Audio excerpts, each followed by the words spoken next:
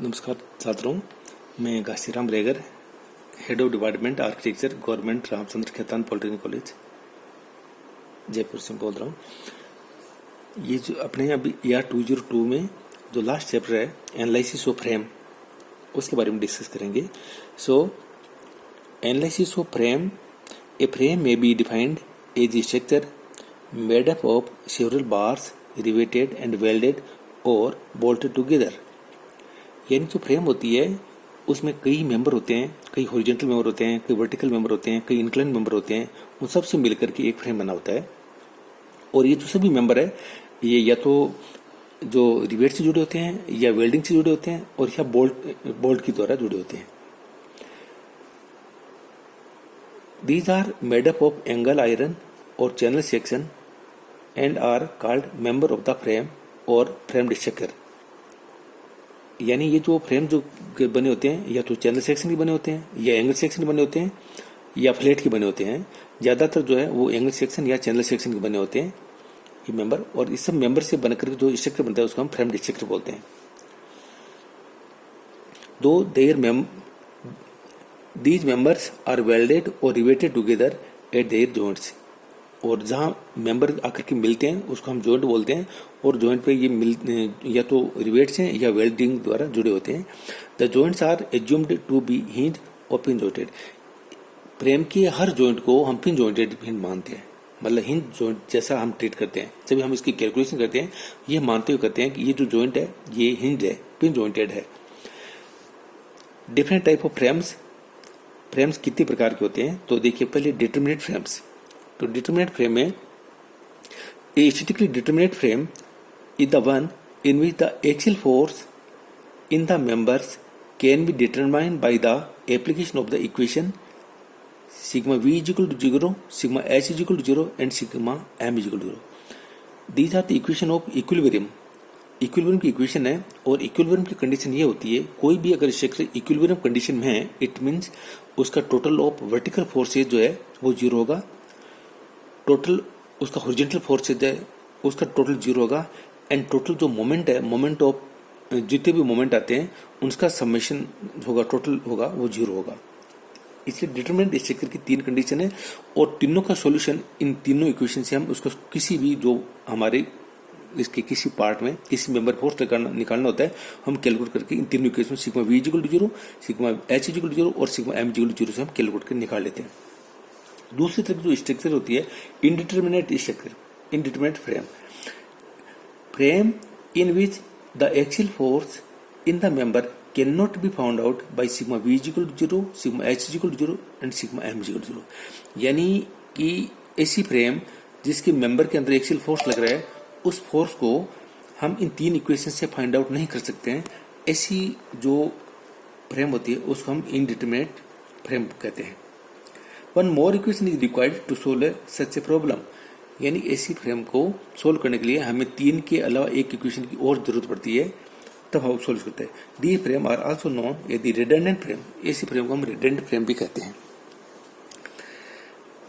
Next है perfect frame. Perfect frame is one which is composed of members just sufficient to keep it in equilibrium when loaded. Perfect frame वो होती है कि जिस frame के ऊपर जब लोड लगाया जाता है तो ये इक्विलिब्रियम कंडीशन रहती है और उस लोड को ये कंप्लीटली इसको बियर कर लेती है, जस्ट कर ले, मतलब उसको बिना कुछ इम्बेलेंस हुए उसको वहन कर लेती है। यहाँ पर ए बी सी एक फ्रेम है जिसके 3 मेंबर है और इसके 3 जॉइंट है। इस तरह की जो फ्रेम इसको हम परफेक्ट फ्रेम कहते हैं।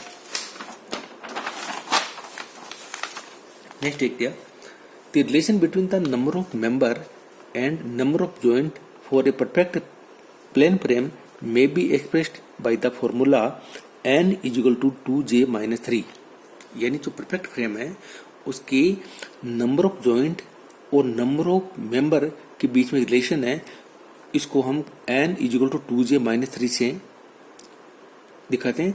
where n is the number of member, j is the number of joint। जो फ्रेम है उसके अंदर नंबर ऑफ जॉइंट और नंबर ऑफ मेंबर के बीच में रिलेशन है। If a frame consist of number of member which are less than the given equation, ये जो हमारी इक्वेशन है, इससे मेंबर अगर कम है, the frame is known as the deficit frame. इसी फ्रेम को हम डेफिसिट फ्रेम बोलते हैं, जिसमें नंबर ऑफ मेंबर है वो रिक्वायर्ड मेंबर से कम है। तो अब देखिए इसमें एक एग्जांपल दे रखा है। ये इसमें एक फ्रेम है ABCD, और इसके ये जो जॉइंट दे रखे हैं, ये इसके जॉइंट है। ये इसके जो नंबर ऑफ मेंबर कम है जॉइंट की कंपेरिजन में n = 2j-3 में इसको वैल्यू पुट करते हैं, तो ये डेफिसिट फ्रेम के रूप में आती है, नंबर ऑफ मेंबर कम है। ऐसे ये जो एक फ्रेम है, इसमें ABCD ये जॉइंट है, और इसके अंदर ये बीच में क्रॉस में डायगोनल 2 मेंबर और दिए हुए हैं। तो यहाँ पर जब इसको हम कैलकुलेट करते हैं, इसमें n = 2j-3 में पुट करते हैं, तो हम देखते हैं कि नंबर ऑफ मेंबर ज्यादा है।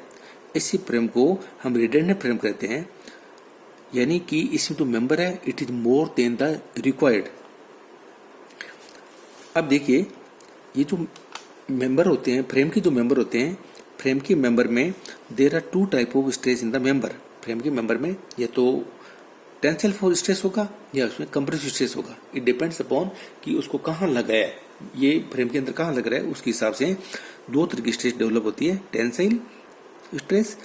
इस तरह से यदि अगर कोई मेंबर है जिसमें दोनों साइड में पोस्ट लग करके और वो मेंबर खींच रहा है, then this is known as the tensile stress. इसी प्रकार यदि कोई मेंबर जिसके दोनों साइड में फोर्स लग रहा है और फोर्स लगने के बाद में वो दब रहा है, वो कंप्रेस हो रहा है, इसको हम कंप्रेसिव स्ट्रेस कहते हैं। अब देखिए जब इसको फ्रेम को हम एनालिसिस करते हैं, जब हम इसके फोर्स निकालते हैं, अलग अलग मेंबर निकालते हैं, तो इसमें हमें कुछ एजम्पशन हमने मानी है। उस एजम्पशन को मानते हुए हम इसको मेंबर में हम फोर्स कैलकुलेट करते हैं। तो assumptions for the force in the members of a perfect frame. Perfect frame के जो मेंबर है उसमें जब फोर्स कैलकुलेट कर रहे हैं, जब हम इसके अंदर कंप्रेसिव फोर्स या टेंसाइल फोर्स जो भी है हम कैलकुलेट कर रहे हैं, तो उसको ये एजम्पशन मानते हुए हम उसको फोर्स को कैलकुलेट करते हैं। तो इसकी पहली एजम्पशन है all the members are pin jointed. जैसे मैंने पहले बता दिया था कि जो फ्रेम होता है, ये परफेक्ट फ्रेम की बात कर रहे हैं, परफेक्ट फ्रेम के अंदर जो भी जॉइंट होता है उसको यह मानते हैं कि पिन जॉइंटेड है, हिंज जॉइंट है, इसकी जो जॉइंट है वो हिंज जॉइंट है। Number 2, the frame is loaded only at the joint. दूसरा ये मानते हैं कि फ्रेम के ऊपर जो भी लोड लगाया गया है, whether it is horizontal, vertical या इंक्लाइंड, जो भी लोड लग रहा है, ये जो लोड है ये इसके जॉइंट के ऊपर लग रहे हैं।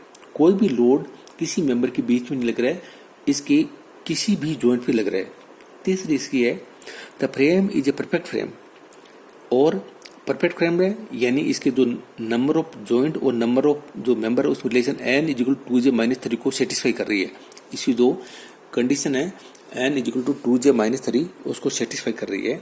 और फोर्थ इसके the weight of the members is negligible. एक सभी के, क्योंकि हम ये फ्रेम की बात करें, फ्रेम के जो मेंबर होते हैं ये हॉरिजॉन्टल मेंबर है या एंगल है, वर्टिकल या हॉरिजॉन्टल जो भी मेंबर है, ये इंक्लाइंड मेंबर है, जिसमें चैनल को यूज करते हैं या एंगल को यूज करते हैं, वो सभी लोहे के बने होते हैं, उनका वेट भी होता है। परंतु जब इसकी हम लोड को कैलकुलेशन करते हैं, इसके मेंबर के खुद के बीच में स्ट्रेस की कैलकुलेशन करते हैं, तो खुद की फ्रेम का भार है उसको नेग्लिजिबल मानते हैं। यूँ मानते हैं कि फ्रेम का भार है वो 0 है, वो शून्य है। इसलिए जब भी हम इसकी एनालिसिस करते हैं, फ्रेम की एनालिसिस करते हैं, तो इन बात का ध्यान रखते हैं कि एक तो इसकी जो जॉइंट है वो हिंज जॉइंट है, फ्रेम के ऊपर जो लोड है वो उसके जॉइंट पे लग रहे हैं, फ्रेम में परफेक्ट फ्रेम है यानी n = 2j-3 को सेटिस्फाई कर रही है, और फ्रेम का खुद का भार है वो नेग्लिजिबल है, शून्य है। Thank you very much.